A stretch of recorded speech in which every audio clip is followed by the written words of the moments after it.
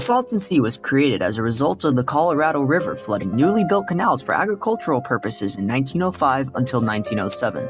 It was once known as a recreation destination, bringing more than 1 million visitors per year with a biodiverse ecosystem supporting thousands of species. Since then, the sea has dramatically deteriorated and has become a place where fish and bird die-offs are a common occurrence.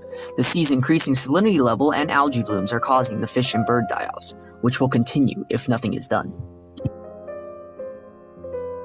Let's start with the beginning of this major ecosystem decline. The first step leading to the decline of the Salton Sea ecosystem is due to massive algae blooms. An algae bloom is defined as a concentration of algae that have multiplied so rapidly that they now number into the tens of millions of cells in 1 liter of water. These algae blooms are created by two main factors. The first is due to the Salton Sea being used as agricultural runoff from the Imperial Valley. The runoff includes large quantities of nitrates and phosphates, which fuel the growth of algae in the form of food. This, combined with the sea being in a desert, means there is a lot of sun for photosynthesis. The way these massive algae blooms cause fish die-offs is when the bloom dies off, the decay process depletes the water of oxygen, suffocating the fish and other species by creating oxygen dead zones. These blooms can also be so thick that they block any sunlight reaching the bottom of the sea for any plant life, making another source of the food chain disappear. There are also several species of algae that produce toxins, including atoxin A, microcystin, and saxitoxin, which are powerful nerve toxins. These are known not to just be toxic to fish and birds, but also to dogs and humans. Due to the circumstances of the Salton Sea, this algae problem will only continue to get worse unless we take measures now to mitigate any further damage to the ecosystem. The Salton Sea was once a pristine habitat for many species of fish, including corvina, sargo, Mozambique tilapia, croaker, striped bass, striped mullet, bony tail, razorback sucker, and desert pupfish. Fish from the ocean were brought in to make the Salton Sea a great area for sports fishing in the early days of the sea. However, after an algae bloom, many fish are asphyxiated in the water in areas known as dead zones. Dead zones are areas of oxygen-depleted water where no life can survive. Along with this problem, salinity levels in the sea have been drastically increasing as more agricultural runoff is expelled into the sea.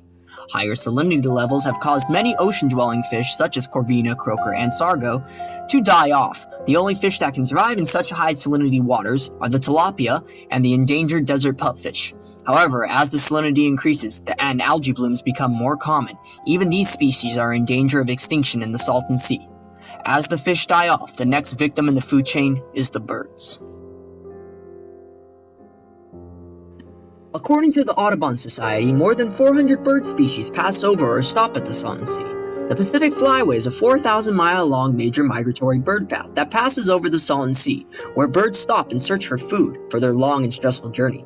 Coastal wetlands are hard to find in California, so the sea was and still is important for these bird species. Any environmental disturbance cascades through the delicate ecosystem, resulting in a limited food supply for birds. The Pacific Flyway birds of priority interest are the speckled eelder, Lason's albatross, black oystercatcher, Yuma clapper rail, and snowy plover. Many birds struggle during their journey across the Pacific Flyway. There have been several major die-offs of birds there. The major events include 150,000 eared grebes in 1992, 9,000 white pelicans in 1976, and more than 11,000 water birds in 1998.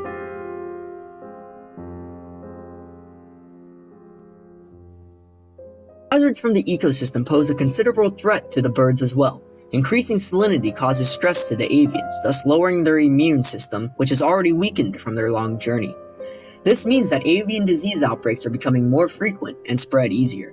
The 1996 bird die-off was the worst case of type C botulism in North America, killing 15,000 fish-eating birds.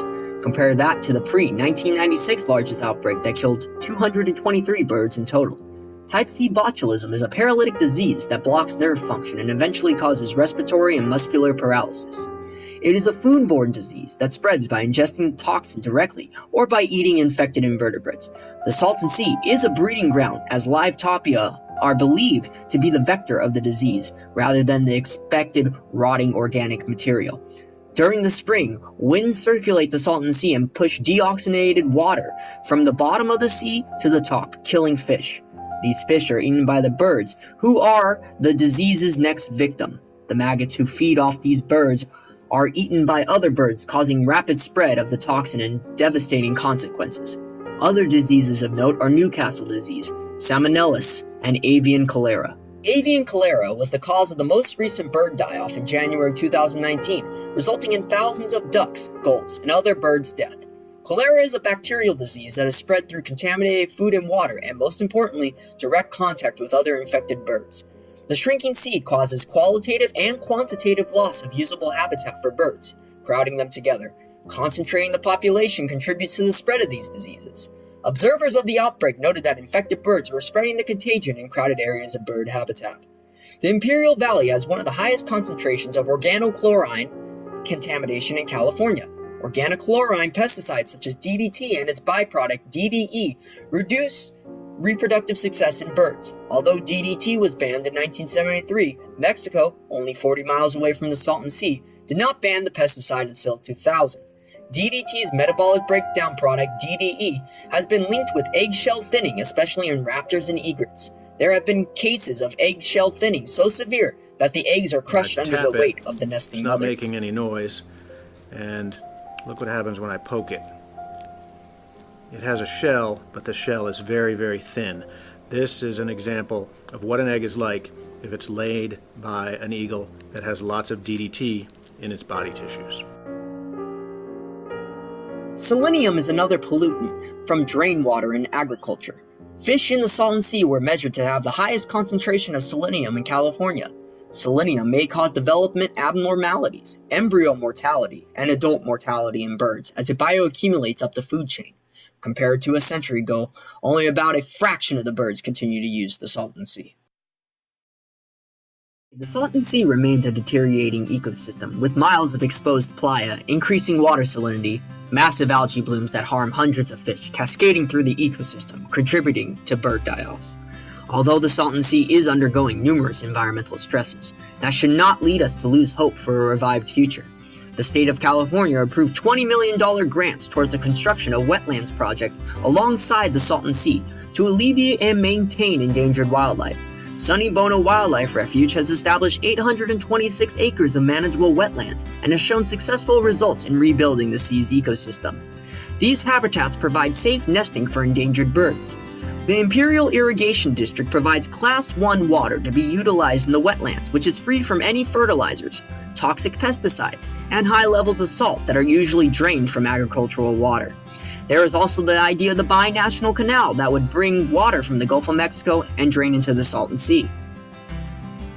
Residents throughout the entire state of California would have to become more aware and informed about the existence of the Salton Sea in order for it to receive more political and environmental attention. Spreading awareness about the Salton Sea would help motivate political leaders to persuade the California government to enact more environmental regulations towards repairing the Salton Sea ecosystem. In the private sector, Sandia National Laboratories intends to collect the algae out of the Salton Sea and will convert it into renewable sources of energies. It will undergo a fermentation process that will create it into a source of biofuels that will reduce our dependence on imported fuels. If this process follows through, it could potentially have a positive social, economic, and environmental impact. It is a promising solution that will help the Salton Sea ecosystem recover from massive algae blooms. This is why we encourage you to take part in learning more about the Salton Sea and the wildlife it has supported for the last 1,000 years at www.http://saltonseaauthority.org.